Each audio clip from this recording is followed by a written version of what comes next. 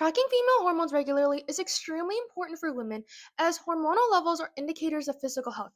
Current methods of testing and monitoring female hormones involve either going to the clinic for blood tests or using at home testing kits and then mailing them off to labs for further analysis.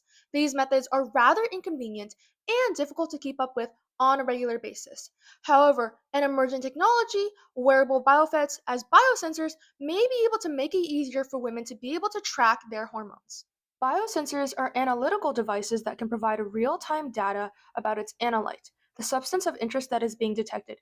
In this instance, the analyte would be a specific female hormone, such as estrogen.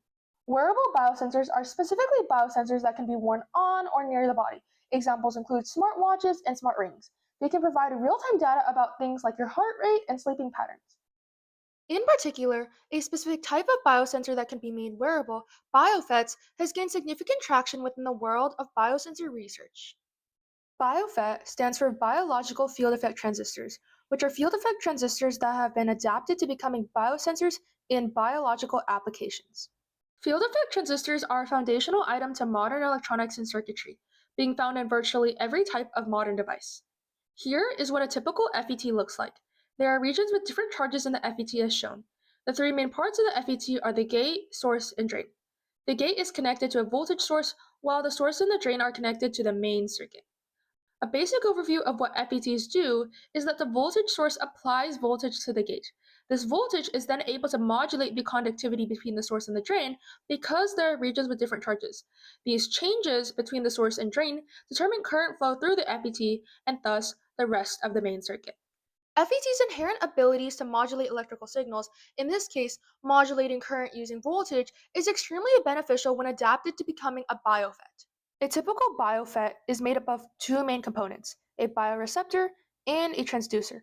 The bioreceptor is immobilized to the biofet, which is the transducer. The selective interaction of the bioreceptor and analyte induces a biological or chemical reaction that the biofet transforms into a recognizable electrical signal, which in this case would be current.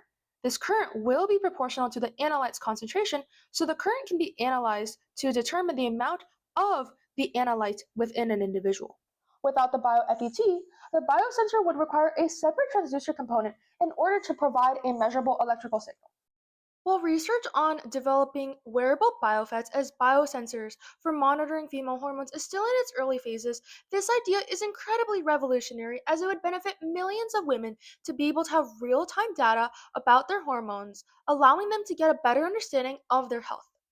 Here are my references, and thank you for watching.